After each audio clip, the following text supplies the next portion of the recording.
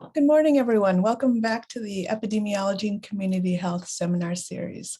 It's good to be back. I haven't seen you since last semester, so I'm very appreciative that you have come today back to discuss this very important topic, this public health topic, in fact.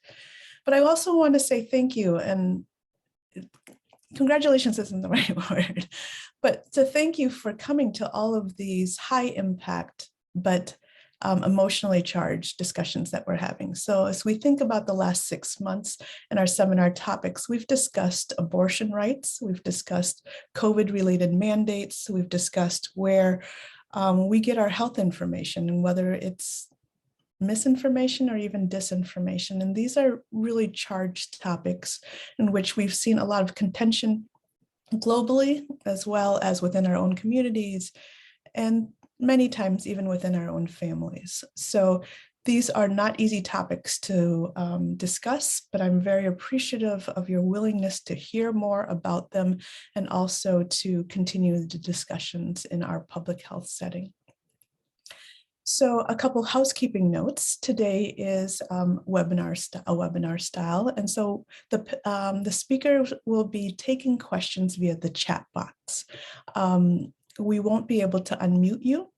Feel free at any point to enter your question into the chat box, and Dr. Ramirez at the end, as she's fielding questions and leading our discussion, will be reading those aloud later. Secondly, for those of you who are interested in previous epidemiology and community health seminars, we will have this one recorded as well as an archive for previous recordings.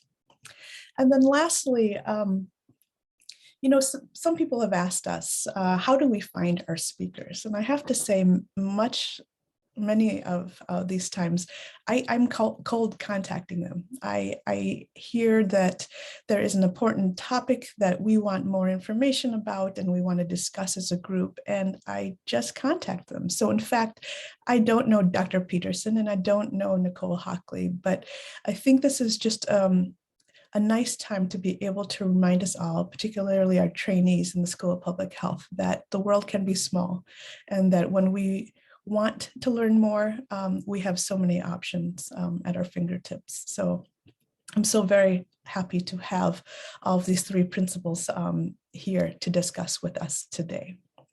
So I'm going to give all of the introductions at one time so that we can move smoothly in between them. I'll begin with our seminar speaker today.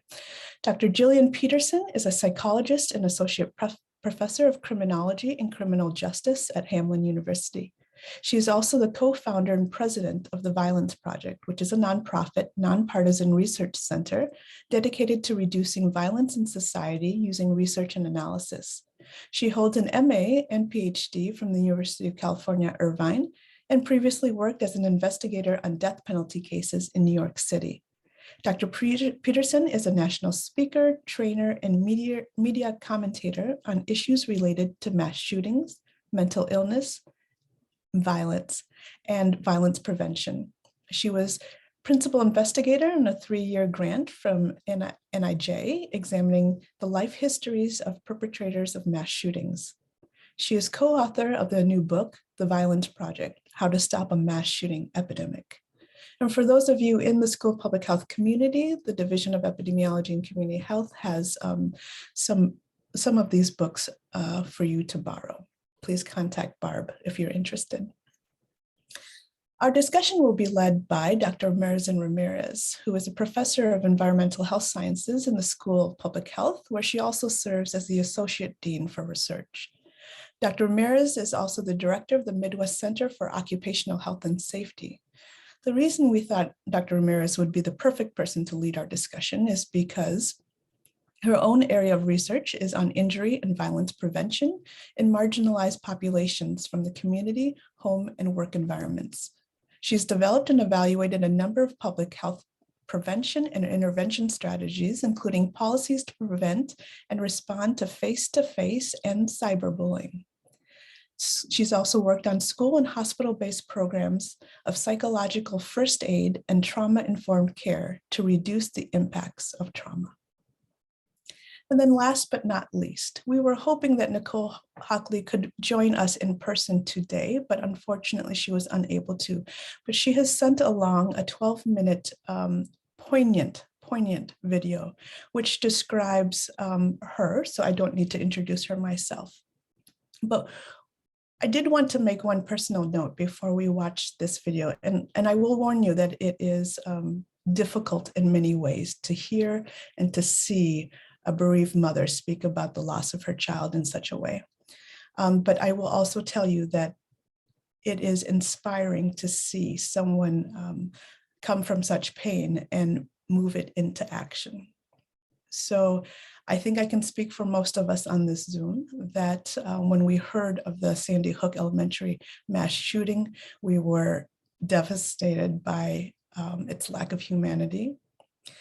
And for those of us who are parents, we felt it on a level in which we were to send our children back to school after that shooting, in addition to all of the shootings since then. And then to speak as a mother of a special ed child, and I didn't realize that this was true for Nicole Hockley's child as well, but to speak as the mother of a child who could not on his own shelter in place is incredibly moving to hear from her and to hear from her pain. So Jeff, if you don't mind, if you could start the video. And right after the video, we will go into Dr. Peterson's talk. Thank you. Good morning, and thank you to everyone at the University of Minnesota's School of Public Health for inviting me to participate today. It's truly an honor to be speaking with all of you. My name is Nicole Hockley, and I'm a co-founder and CEO at Sandy Hook Promise. But before I explain what Sandy Hook Promise is, what we do, and our impact, I want to first share with you who I am and why my life's mission is to create a future in which no child will ever experience the devastation of a school shooting. I have two sons. My eldest son, Jake, is now 17 years old and is in his senior year of high school. He likes video games, movies, hanging with his friends, and playing football. He's probably like a lot of the teenagers you know.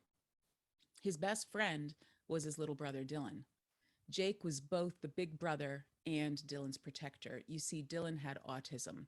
His autism made him a little different from other kids. He learned to talk at a late age and had a sing-songy voice that sometimes made it hard for people to understand what he was saying. But Jake understood him. Dylan was a very happy, gentle boy. He loved the moon, garlic bread, and the color purple. He was a real cuddler, loved to hug. He laughed a lot, and his laughter was infectious. People often tickled him just to hear him laugh. He could be really difficult at times, but he was 6 years old, just a little boy. And sometimes little boys are difficult. In our family, Dylan was pure love. On the morning of Friday, December 14th, 2012, both Jake and Dylan were at Sandy Hook Elementary School.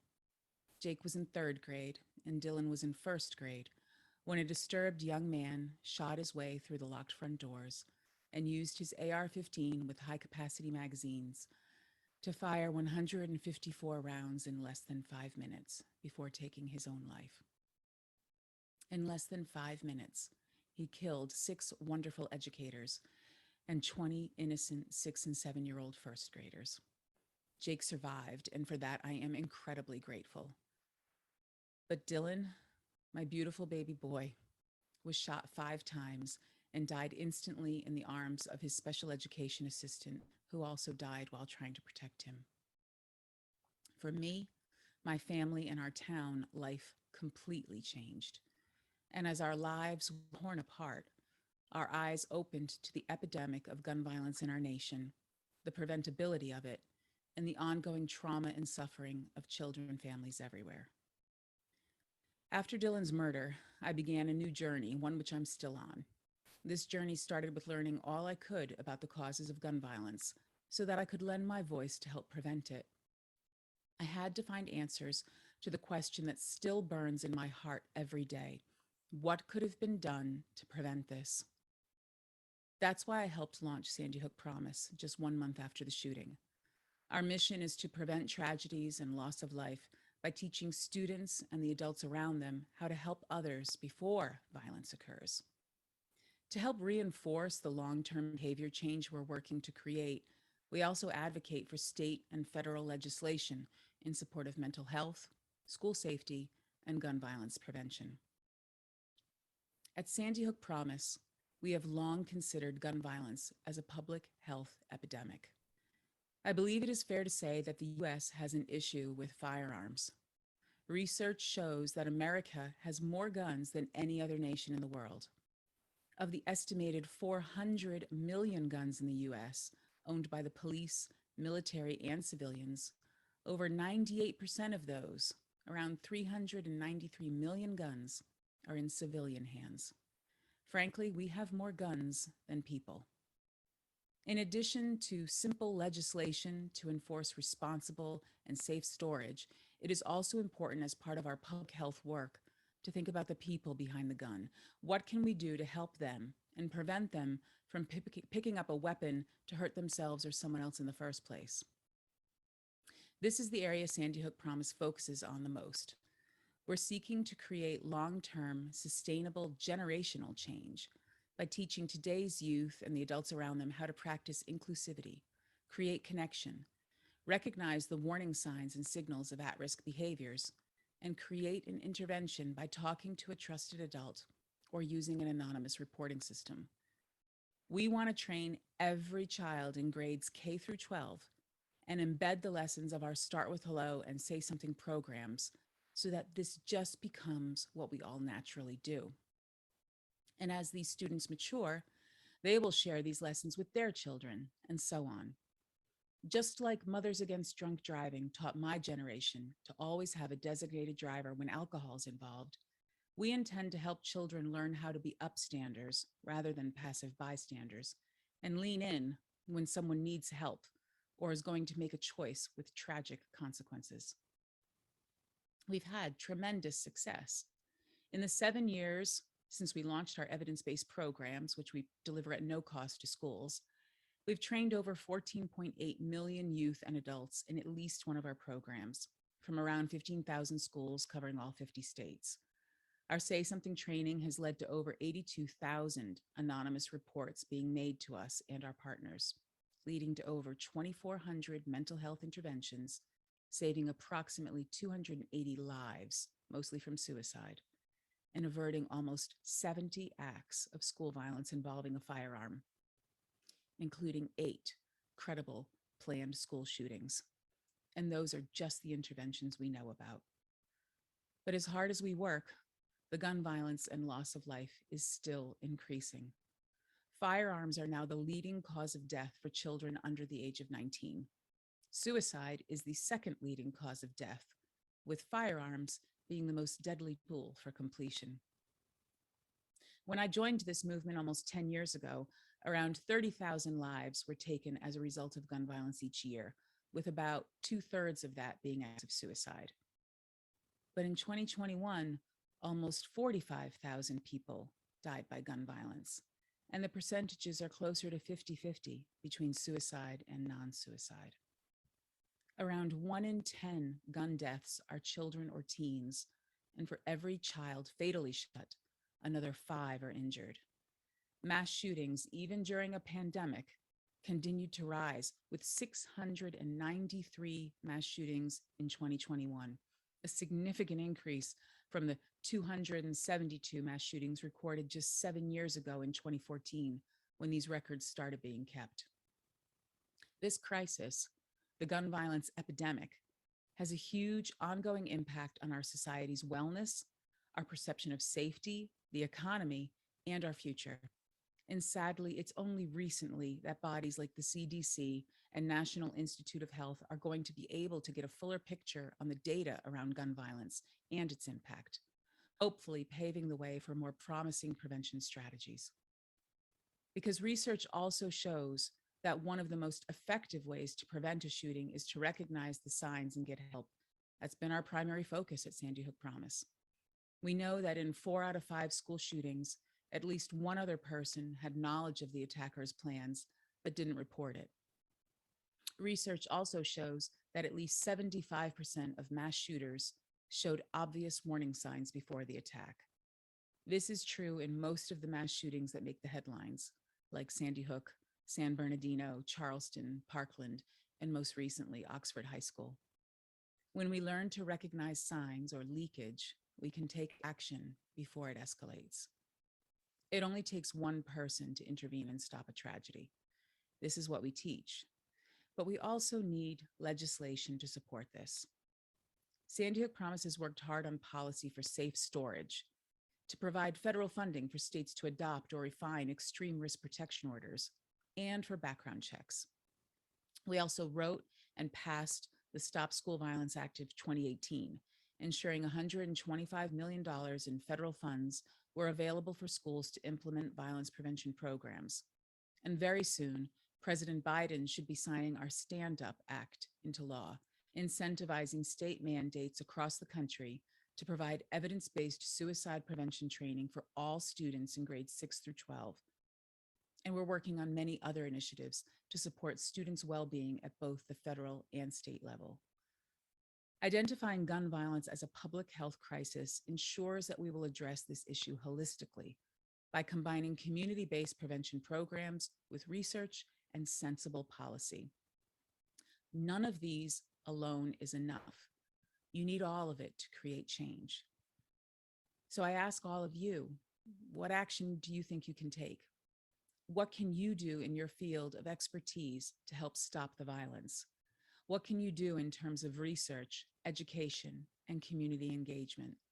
There are many options available to you. One message I hope that you take from today and share is that gun violence is not inevitable. This is not the American way. We do not have to accept this level of trauma and loss of life. Gun violence is preventable when we know the signs. It's preventable when we take action to intervene. It's preventable when we have policies in place to support mental well-being, responsible firearm ownership, and support for youth and a safe school climate. Please use your skills to help research the causes and intersections of violence and advocate for the creation of sustainable solutions. And take simple actions as well to empower any young people in your life to do the same. Learn the warning signs and say something to stop a tragedy. Reach out and create a connection to someone feeling isolated. Everything we do matters. Large and small actions count. We won't always know the outcomes of those actions or how it changes someone's life, but we know it does. If someone had intervened on the Sandy Hook shooter, 26 people, including my son, might still be alive. I would not be speaking with you today, and the town of Sandy Hook in Newtown, Connecticut would never be known as the place of one of the worst mass shootings in our country. It's too late for me. My hope, my mission, is to ensure we never see headlines about your town linked to preventable tragedy. Almost 7 million people have now made the promise on our website, committed to working with us to deliver a safer future. I would love for all of you to join us too. Thank you so much for your time and for all you do to prevent gun violence and keep kids safe. This is a public health epidemic that we can solve. Thank you. Thank you, Nicole Hockley, and welcome, Dr. Peterson. Thank you so much. That is a tough act to follow. Nicole has actually been a close advisor on our work. She's incredibly inspiring. And actually our work really aligns with the mission of Sandy Hook Promise. It's really more of a research perspective. So thank you so much for having me. I am Jillian Peterson, and I'm going to be talking to you about this research project / journey we've been on for the last 5 years or so to understand public mass shootings in America. So First of all, and I think probably most of you know this, but mass shootings are a relatively small proportion of deaths by gun violence. So the most common form of death from a gun is suicides, about 60%, then is criminal homicides, domestic violence. Public mass shootings make up for less than 1% of all fatalities. However, their impact is really massive. And when we talk about public mass shootings and the Violence Project, we're using this really narrow conservative definition of a public mass shooting. Part of this is because of our funding and the definition we were given. And part of this is because we were really interested in looking very narrowly at this group of people who were entering public spaces, killing 4 or more people that they had no previous relationship with. So not family members, not in the course of another felony, not a robbery gone bad, this really narrow subgroup, because so little was known about them.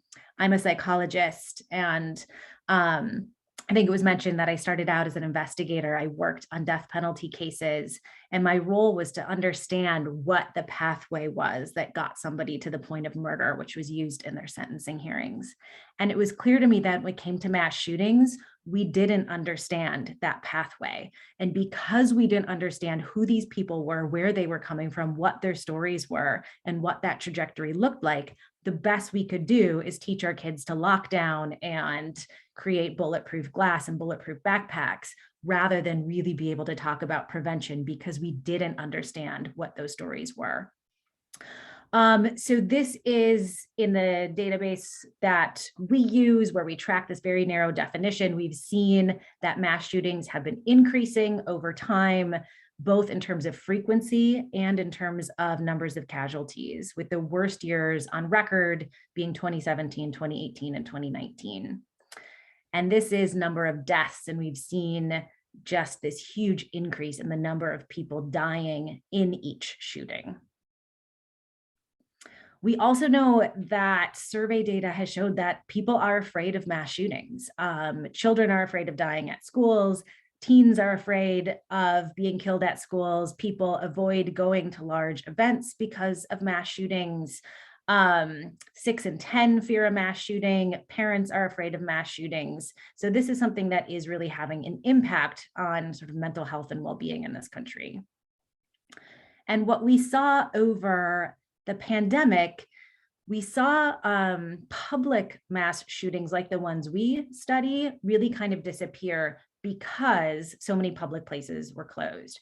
But we also saw all these risk factors really increasing. So the pandemic creating challenges for mental health and well-being, economic challenges, people spending more time online and on social media, a lack of faith in our institutions, a lack of social services, record gun sales.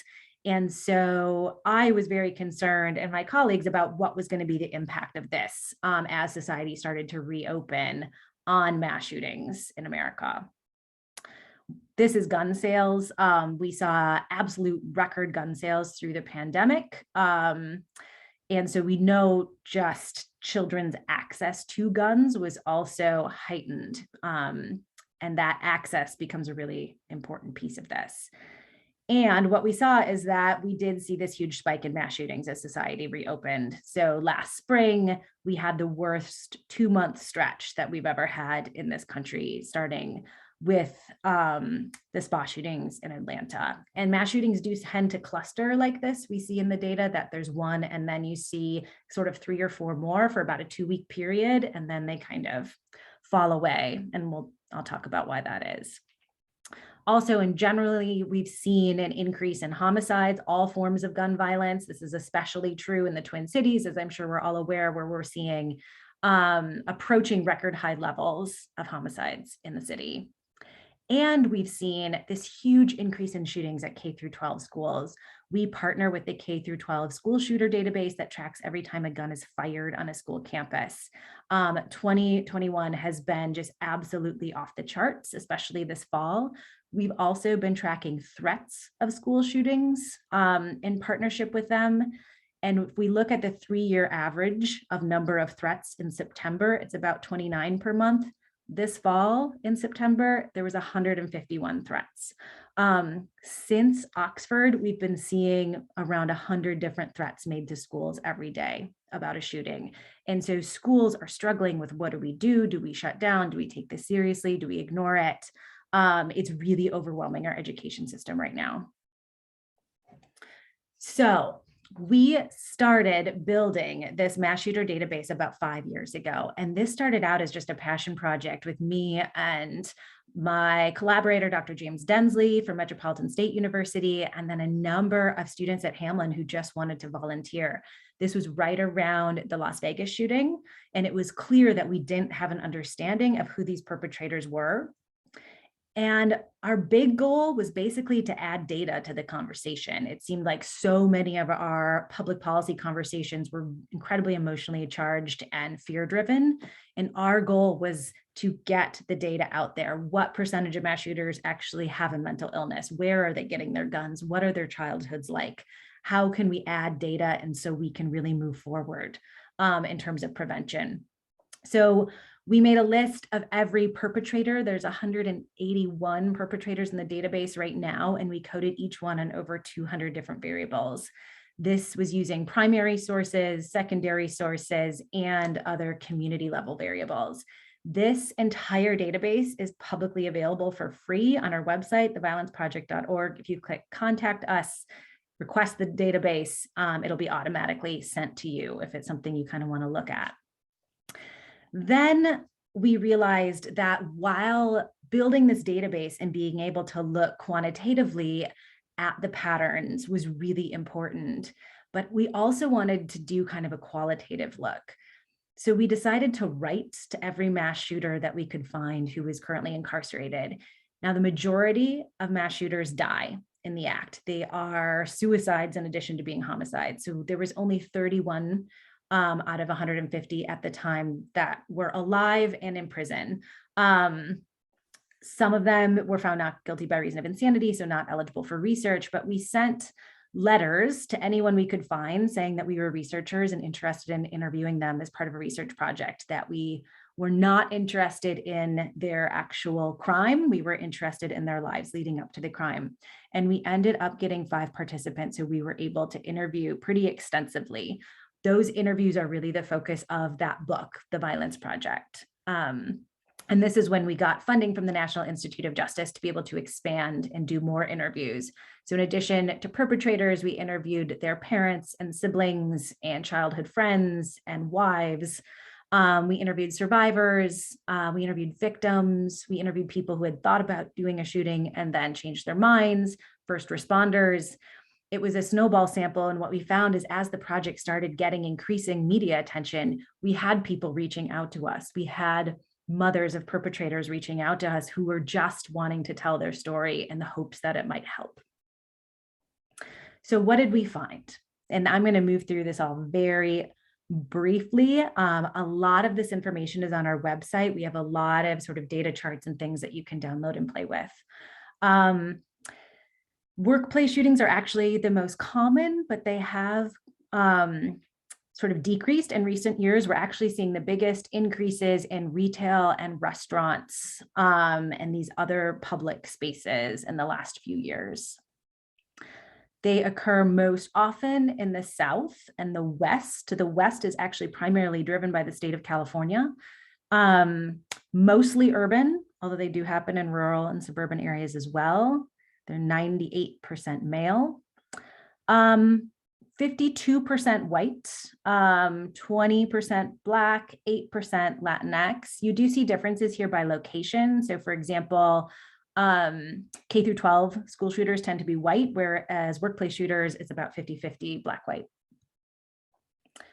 Majority of mass shooters use handguns. We actually created an entire gun database that you get when you download the full database that tracks every single gun that was used in a mass shooting, when it was obtained, how it was obtained, if it was modified, if it was stolen, legal, illegal. So that's also available for download and analysis. And we did see that there were some profiles that emerged. I won't go too deeply into them, but K through 12 mass shooters, for example, white males with histories of trauma, leaks their plans ahead of time, high degrees of planning with an interest in guns, nearly always takes their guns from their family members. So kind of a different set of prevention strategies than places like workplace shooters, where it's men in their 40s, typically employed at a blue collar location, having trouble at work, no racial profile, typically using a handgun that they own, oftentimes just grabbing it out of the glove box of their car after they're fired or suspended. So a really different profile. But we did see these commonalities. So I'm going to go over sort of the big themes that we pulled out. One is that mass shooters are insiders. They're not outsiders. This, I think, is actually really important. It doesn't seem like that amazing of a finding, but so much of what we do to protect ourselves from mass shootings actually assumes that mass shooters are outsiders. If you think of schools increasing security, building systems and cameras and running kids through drills, the perpetrator is running through the drills with everyone else. The perpetrator is running in and out of those security procedures every day. Workplace shooters, college shooters, K through 12 shooters all tend to be insiders in a way that makes prevention harder, but in a way it makes it so much more possible, because these are kids or colleagues or students that we are seeing every single day that we can notice when things are changing. Second major finding was that nearly all mass shooters are in a noticeable crisis. We define a crisis as a marked change in behavior from baseline. It could be triggered by a number of things, but mass shooters start acting differently in the weeks and days leading up to the shooting, and people are noticing.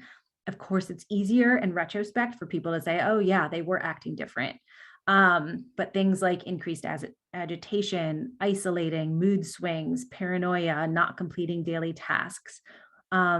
Most perpetrators were showing more than one of these signs in the days and weeks leading up to the shooting.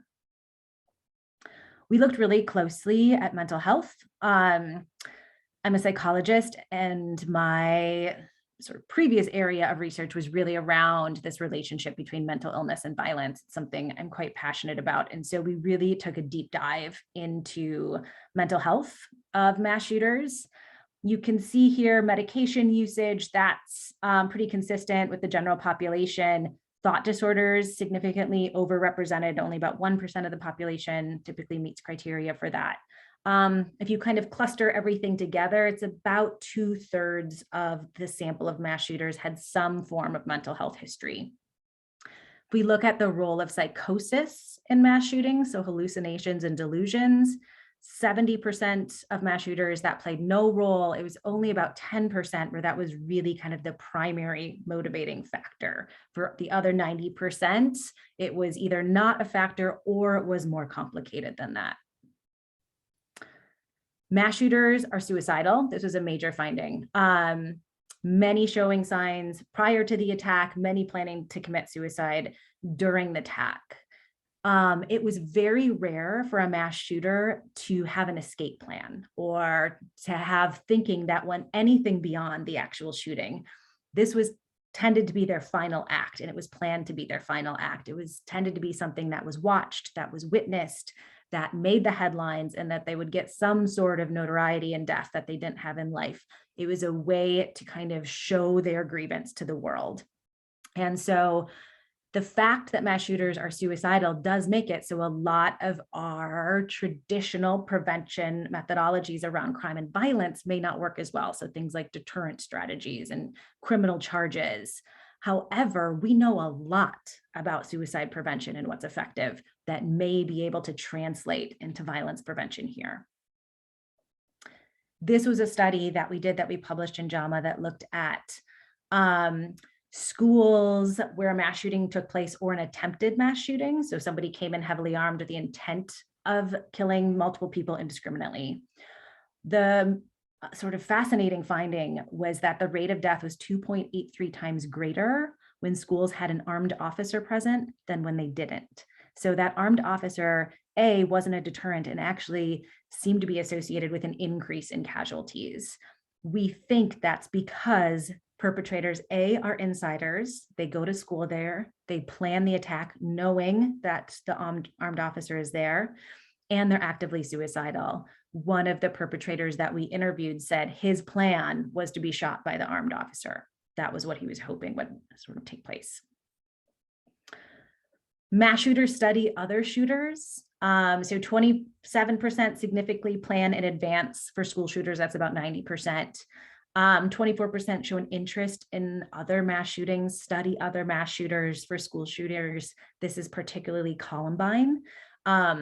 We found cases where perpetrators were even talking to each other in chat rooms before doing it. A lot of perpetrators see themselves in the lives of these previous perpetrators, and see those perpetrators get their message out to the world and want to follow in those footsteps. About a quarter of them leave behind some sort of legacy token, like a video or a manifesto or something that they want to be discovered after the act. They leak their plans. I think Nicole said this, 4 out of 5 of school shooters are leaking their plans ahead of time, telling other people, mostly telling their peers. We studied shootings where 40 other students knew it was going to happen and nobody said anything. We just published another study in JAMA that looked at leakage in particular and found that the biggest predictors of leakage were suicidality and previous counseling. That leakage may really be more of a cry for help. It's almost like screaming into the void, I'm going to do this. This is kind of the last chance for anyone to stop me. And we tend to respond to that with things like suspensions and criminal charges. And so that's the next project we're actually working on, is really a deep dive into leakage and helping schools think about how they should be responding to those types of threats. So what does this mean in terms of prevention policy? If mass shooters are insiders, we know the most likely perpetrator is actually in the building. If they're in crisis, noticeable crisis, it means that things like crisis intervention skills, suicide prevention skills, crisis response teams is something we really advocate for in schools and workplaces, and any public spaces, libraries, community centers, that being able to notice the signs of a crisis, having the skills and confidence to intervene in a crisis, and then knowing where to report, and having a team whose job it is to gather those reports, investigate, get people hooked up with appropriate resources. If mass shooters are suicidal, it means that suicide prevention strategies may be really applicable here as opposed to punishment. And because so many perpetrators leak their plans, we need to have things like anonymous reporting systems, and leakage becomes a really critical intervention point. We have done also some research on lockdown drills, which there's more and more research showing that it does inflate students' perceptions of risk, that it can be really traumatizing for some students, that it can change how safe they feel in their building and have real implications on mental well-being and school culture. And so thinking about how we do these drills appropriately, limiting the trauma, and also recognizing that the most likely perpetrator is running through the drills with everyone else. And so thinking about, do these practices make sense, or how should we be changing them, has been something that we've been thinking about. The Violence Project has a number of resources on a website called Offramps. So if you go to the Violence Project website, you can follow Offramps that's focused on holistic violence prevention. So thinking about kind of the complete systems and pathways and precursors to violence, and how we take those root causes and dig in on prevention at those levels, rather than focusing on when violence is either already occurring or about to occur. And a lot of these strategies have an incredible diffusion of benefits. I think we tend to think about, okay, if we do this, we're preventing a mass shooting, but really you could be preventing a mass shooting or a suicide or self-harm or other forms of violence or substance abuse. We know that things like crisis intervention, suicide prevention, trauma-informed systems have an incredible diffusion of benefits. This was kind of the 4 kind of main points on the pathway to violence that we identified, that the book that we wrote is really organized around this kind of 4 trajectory points. So first, childhood trauma was incredibly common among mass shooters and really significant childhood trauma. So things like physical abuse and sexual abuse, parental suicide was really common. Second, we talked about that crisis point that perpetrators hit, kind of a breaking point. Often it's a suicidal crisis. third piece is social proof, which I haven't talked about yet, but it's essentially the way that mass shooters study other mass shooters. They are looking for sort of proof of concept. They are looking for somebody to validate this is a way to get their grievance to the world. They oftentimes get radicalized online, spend a lot of time sort of in the dark corners of the internet where violence is really celebrated.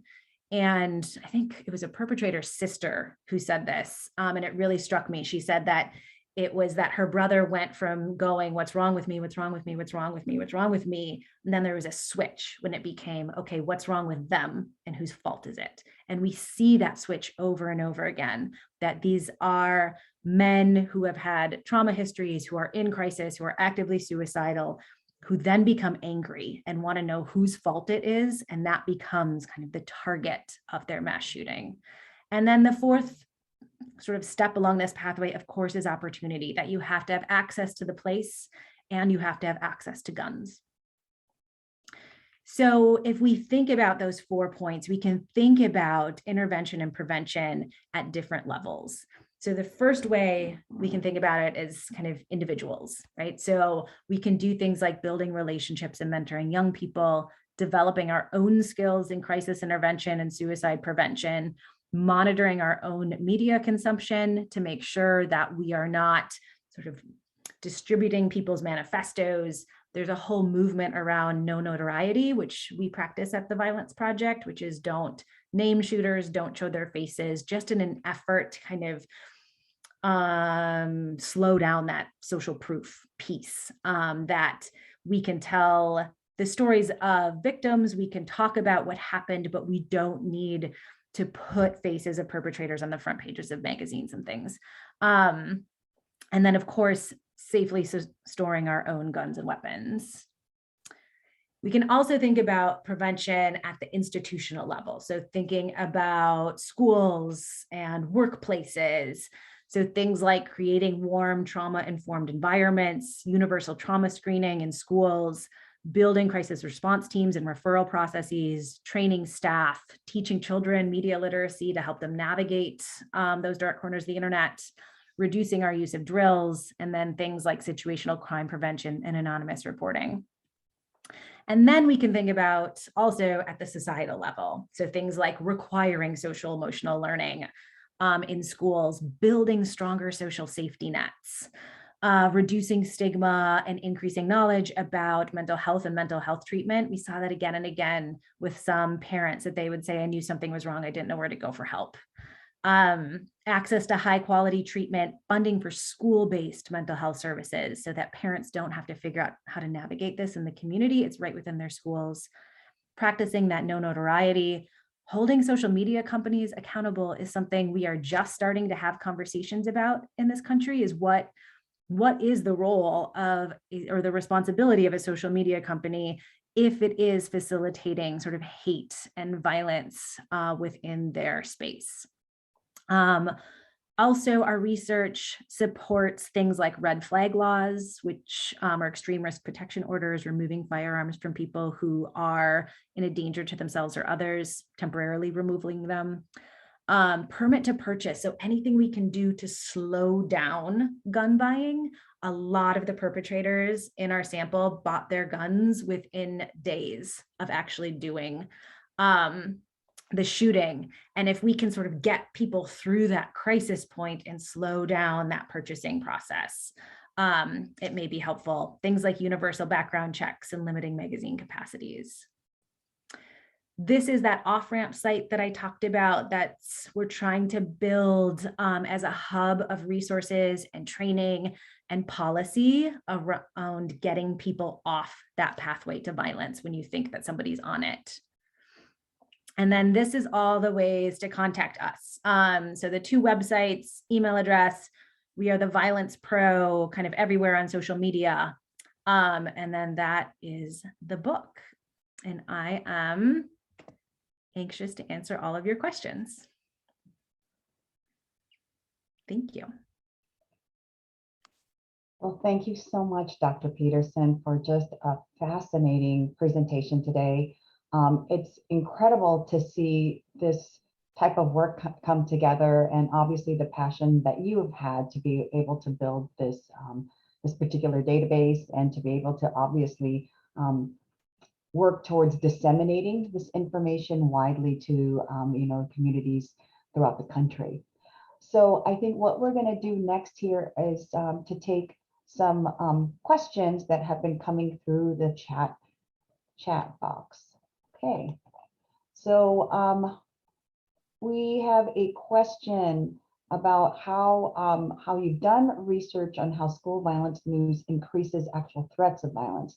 There have been several threats in schools in Connecticut and other parts of the country that have caused school closings following school shootings in Michigan at the end of 2021.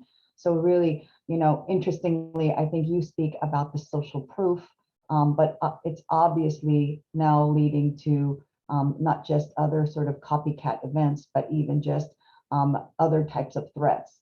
How or what do you think? I know you've gotten into that, but can you expound a little bit more about your thoughts about that media coverage and maybe what we could do in terms of prevention? Yeah, so we saw this huge spike in threats after the Oxford shooting. And it's so difficult for schools because the majority of threats after a shooting happens are hoaxes or are jokes or are kids who want to shut down school or are kids who, are teenagers saying dumb things. Some of them are real, though, and some of them are students with capability, or some of them are students who just see themselves in that Oxford shooter and the attention it's getting. So schools are in this incredibly difficult position of having to figure out kind of what type of threat this is, what does this student need, and how do we respond? And then they have the pressure of all these parents and community members being terrified and not wanting to make the wrong decision. I had numerous principals call me and just say, what do I do? And honestly, I don't know. We don't have a playbook for this. So actually, we are just putting in funding for the new CDC funding that's available to really look at these threats, who these kids are that are making it, why they're making it, how to help schools have more of a decision tree around this. But I do think the media coverage is huge here. That Oxford shooting got an incredible amount of coverage, and it went from sort of appropriate level coverage to when you get into, kids being reunited with their horses being an hour-long special, right? We have this societal fascination. There was also that manhunt with the parents afterwards that it just sort of took on its life of its own. It was getting this incredible amount of media attention. Those are the ones where we see lots of copycats and lots of threats happen afterwards. So I think media companies are trying to do better. There have been some movements. There is some kind of moves in journalism school to be teaching how to be covering events like this more appropriately. But, the media also puts on things that we watch. And so we can all also think about kind of our own consumption of that type of media. Thank you, Dr. Peterson. It is really interesting because it is the consumption that is occurring and it's in the control of the parents and in their home and caregivers. And then how are we going to present the information to a larger society? Lots of training, media training that we understand that's going around in the country, especially in the area of suicide prevention. Yeah. I'm glad you mentioned the parents and that the involvement and the just how now this was significant because now there was a focus on the role of parents and in what type of supervision and role they play in the development of children and as they engage in violent behaviors. Could you comment on this parent role and on where it sort of lays in the research that you've done, especially in prevention? Yeah, it's a tricky area, I think. And there's strong arguments on sort of both sides in terms of holding parents responsible or not. But we see the lives of mass shooters are really chaotic. They tend to come from backgrounds and households where parents are struggling with their own mental health or their own substance use or their own domestic violence. So these are households where the kind of the road to violence starts early and it's long and it's chaotic. This idea that In the Oxford case, that perpetrator was kind of reaching out for help in a clear mental health crisis, communicating that crisis, and the parents were ignoring all those signs. That, again, is also very common. We see that consistently. I think what's different in that case is the fact that they bought him the gun and gave it to him 2 days before the shooting. I think that's what tipped this one over the edge. And that's what's going to start some real conversations around safe storage and are parents responsible for what happens with their guns in their own home. I think those are really important conversations that this is starting. That's wonderful. And there's another question here about whether or not the data indicates that the shooter or shooters were bullied. So, as you talk about this profile of these mass shooters, have you seen that? Is that prevalent in your case studies? Yes, so there is one of the variables coded in the database is bullied, and then there's also bully. And you see both. You see perpetrators who were heavily bullied, a lot of social isolation. You also see perpetrators who were more of a bully, actually. So it's actually pretty even split. Interesting. We have a really interesting question here. We have a number of students who are present, researchers, aspiring researchers. And this one question asks, can you tell us a bit about what it was like to interview the perpetrators and their families? Yeah, I think, and even the process of being able to interview them. Did you go into the jail setting? Did you have sort of face-to-face contact with some of these perpetrators? Yeah, please just share that process with us. It's so fascinating. Yeah, absolutely. So the perpetrators, we actually had a lot of trouble getting inside of the prison. We actually had a couple, just disappeared. We actually had a couple perpetrators who agreed to be interviewed, but we couldn't even have any contact. We were denied any form of contact, letter, phone, anything.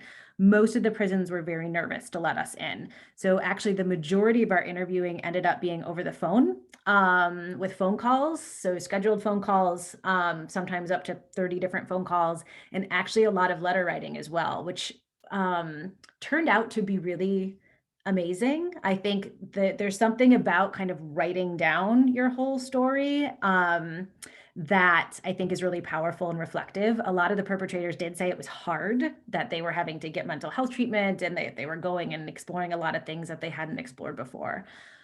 I think we also learned that the perpetrators themselves aren't always the best narrators of their own stories, right? And that's true for all of us, that we tell ourselves kind of these stories to explain what happened that may or may not always be true. So we actually got probably the best information from the people who were really close to the perpetrators. And some of the heaviest interviews that we did were parents of perpetrators, certainly. And we were lucky enough to have funding, and this was pre-pandemic, that we were able to fly. And we would typically spend a full day, sometimes even 2 full days with perpetrators' families. So eating meals and looking at old photo albums and really kind of taking the time to build that trusting relationship before asking some of the really hard questions. Some of the interviews we did, if it was, say, a friend of theirs from high school, might be in a coffee shop, but we would always try to fly and do it in person before the pandemic. Typically kind of 1 to, a million hours. They could choose if they wanted to be in their own home or in a public space. We always had 2 people present, kind of 1 to lead the interview and 1 to be taking notes. It was a heavy experience. It was a heavy 2 years of interviewing. It changed me. I think it changed my research partner. Sometimes it would take a couple days to recover. I mean, they were emotionally charged interviews that you really did have to sort of do some self-care as a researcher, I think, both going in and sort of coming out of that experience. Yeah, it is amazing. Thank you for sharing that. And I think our students here are interested in pursuing this work. I think listening in on how this process unfolded and how it also impacted you individually is pretty interesting. So we have a question here. As we've heard, certainly the coverage of the Atlanta spa shootings. I think you showed a photo of that in your slide presentation. And there's a question here that asked about the role of toxic masculinity stigma, I'd say even sort of racial bias now that's particularly happening in our country, increasing hate crimes, as you know, is of concern. So what role do these sort of norms and cultural values, how are they taking place in terms of a social determinant of violence? It's a great question. And also something that we found hard to study in some ways, but we do. So we have one chapter in the book called America that really focuses on kind of why mass shootings in America as opposed to other countries, because it's not even comparable how many we have. And that role of masculinity and its development over time, and the expectation also that you're kind of owed something. We saw that again and again in the lives of these perpetrators, that I'm not getting what I feel like I deserve. And so whose fault is that? And that being both kind of the culture of America and this toxic masculinity piece. We also have another chapter in the book called Hate that's actually very much focused on kind of the development of these hateful ideologies. What was really interesting in the lives of mass shooters is the hate piece came relatively late in this trajectory. It was like the trauma and the crisis and the suicidality and the mental health concerns and the isolation and all that comes first. And then it turns into this anger and sort of identifying this whose fault it is. And that could be women, that could be a racial group, that could be a religious group, that could be the kids at school or the people at work. But that hate, it's not that these were perpetrators who had been, or these were people coming from families where this type of hate was common and they were being kind of radicalized into this. Oftentimes this was kind of self-radicalization that came in the months leading up to the shooting. You know, thank you for sharing that sort of longitudinal perspective. I think that's another piece of the puzzle that, you know, research is still trying to understand. We have a couple of questions here. Thank you, Marsden. May I interrupt for just 1 second? If possible, Jillian, can we stay over about 5 to 10 minutes? And the reason is we have several questions that have come in the last couple minutes. Is that possible? Sure, that's fine. Thank you. Thanks, Ruby, for that request. Yeah, I know they have been coming in. This question now is about a little bit about the firearm policies in our country. And I know that, you know, this is an area that we're just still trying to understand information about what policies are most effective. So one question came from the audience. My understanding is that background checks are performed by the ATF for purchases of firearms from licensed dealers, and that is correct. But the challenge is private sales. So what do you think about private sales? And perhaps maybe did any of that come out in some of your case studies as we certainly start to think about, you know, access to firearms, which is an important piece of this puzzle? Absolutely. Private sales are a huge loophole in the background checks. And we saw that over and over again when looking at how perpetrators were getting their guns. A lot of the perpetrators who obtain guns, quote unquote, legally should not have been able to because of their background histories, because of criminal charges, because of psychiatric hospitalizations, because of various reasons. And a lot of them, I mean, gun laws are state by state. So people would drive to different states and buy some. We had a perpetrator even drive to Canada and bring it back, right? And so because we don't have these consistent federal laws, you can cross state lines and sort of get around things, and you can buy them at private sales and gun shows and things, which we saw very commonly. So people who wouldn't have passed a background check able to purchase that way. So regulating private sales and pushing towards universal background checks, I think, is a really important piece of this. Yes, thank you so much. And, you know, certainly this is a huge challenge because it's such a politically charged issue. So just curious, you know, can you comment on that as individuals want to pursue this type of research? It's you know, number one, we've been stymied by the federal government to actually study firearm violence for now 2 decades. Certainly the tides have turned and there's an increasing, you know, increased funding, increased interest to study this. Sadly, it's sort of had to wait this long for this change to happen. But yeah, please just comment on sort of what you're thinking, what your experience is certainly with this politically charged topic. Yeah, it is so politically charged. And our goal has always been, let's add data to the conversation, right? Add data. So we can be having really, I think data is so grounding in policy conversations because data is not political. It doesn't have an opinion, right? It just is. And so if we can all agree on the data, which sometimes we even have a hard time with that, but if we can all agree on the data, I think it really helps push things forward. A lot of the gun policies that I want to call them common sense gun, but the ones that our data support are things that really do have pretty widespread support amongst gun owners and non-gun owners, amongst sort of both sides of the political spectrum. And what we've seen with our work is we actually get pretty good support on both sides of the political spectrum. I think because our whole message is that this is not easy, right? This is complicated. This is complex. These stories are long, and it is guns, and it's mental health, and it's bullying, and it's social media, and right? It's all of these things. And if you pull one single one out and say, but it's just this, you do lose it all. And so I think being able to say, this is complicated and complex, and it's going to take a lot, and it's not just some sort of black or white issue. I think in taking that approach, we've been able to really bring people together around some of these policy pushes. I say that, but also I have an unmarked office on campus because I have received death threats, right? So it's there's that side of it as well. Yes, no, thank you for sharing that.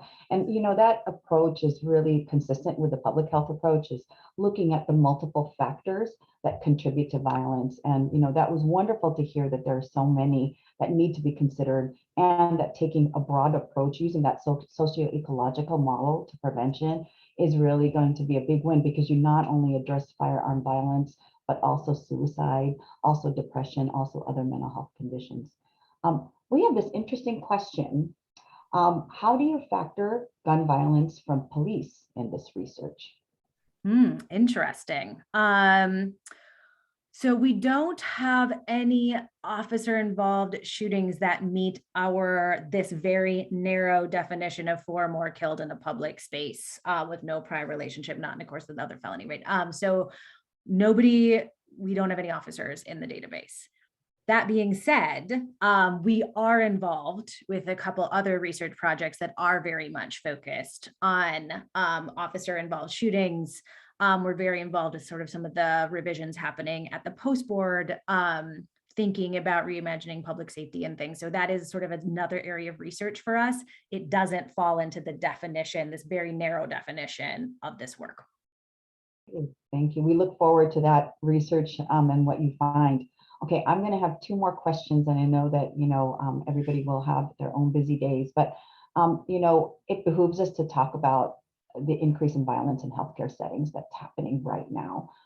Very, very concerning.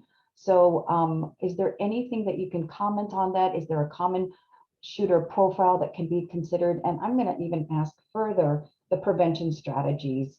You came up with some really wonderful strategies in school settings, but also thinking about that healthcare setting and what to think and what to consider, especially for our clinicians and folks that are working in that clinic setting. Yeah, that's a hard one. And this came up quite a bit. I'm trying to remember when that was. There was a shooting at a clinic here in Minnesota where we were suddenly being asked to come in and talk to a lot of clinicians and offices about things they could be doing. A lot of the same strategies work around things like crisis intervention, teaching really strong de-escalation skills, situational crime prevention. So kind of noticing early when things are out of place or not going well and having strategies, really strong communication systems. So if one person needs help or is uncomfortable, you have all those systems in place. Crisis response teams also still work, but it's a little bit harder in some ways. Schools, workplaces, churches, the perpetrators are kind of people you see every day, that you can notice changes in their behavior and sort of dig in when something feels off. In a place like a healthcare setting where there's different people coming in all the time, and so you don't know who you're interacting with, it does get harder. But But we've done trainings in places like the Star Tribune with their reporters who are just constantly dealing with people coming in very angry. And I think a lot of just the skills in de-escalation and crisis intervention can be really helpful and useful in those situations. So Marsden, I don't know if you saw, but one of the questions was exactly the purpose of having this seminar today. And so I'm hoping that the last question will be, I believe it's Jason's question, which is, how do we get together? How do trained researchers get together and improve what we know about mass shootings and gun violence in general? What ideas might either Marsden or Jillian have on this topic? That's a good question. I think there's so many pieces to this. I think there's so many ways to get involved, and there's so, from the individual to the institutional to the policy level, there's just so many pieces to this that I think it's finding the place that sort of you're passionate about and your skills align with, where you feel like you can dig in there. Certainly, you can always reach out to the Violence Project. We are always taking volunteers and interns and people who want to kind of help with this work. So if this is in particular interest to you, please do reach out. But I'm sure there's other opportunities at the U as well. And I just want to comment, we as a school, as a larger public health community, need to recognize how much gun violence is a public health problem. I think we were fighting against the sentiment that it really is not preventable. So I would say there's areas around advocacy that we can engage in. And, certainly at the federal level, and you all as independent citizens can also engage in voicing the need for funding in this area.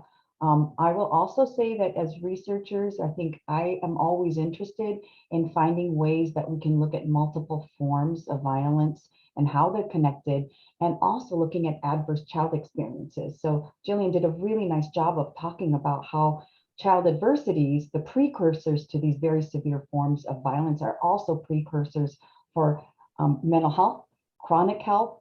A lot of different health outcomes are related. So we can really come together, even if you're studying, obesity prevention, or you're looking at cancer or mental health. Obviously, these are connected in many, many ways. So we're really, I think we're very open. We're a field that really wants to engage you all in this work. So I think, Ruby, that's probably past our timeline here, but it's been so fascinating, so fascinating. Absolutely, and coming and this is true for Marsden as well, but a researcher of interpersonal violence, this was absolutely fascinating. What we have yet to tell you is the incredibly supportive response that you've received in the comments and questions. So everyone is so incredibly thankful. There lots of people have expressed wanting to follow up with you. And so, Jillian, what's the best way to do so? Sure. So you can either just reach out to admin@theviolenceproject.org, and that will get to me. Or my Hamline email address is jpeterson68@hamline.edu. And that's on the website too, if you Google me. This was a fantastic seminar. I learned a lot, and I'm so appreciative for your time. Thank you. And thank you, Marsden, as well, for an excellent discussion. For the rest of you, hopefully we'll see you next week when we will be hosting Michael Osterholm. Bye, folks. Bye. Thank you. Bye.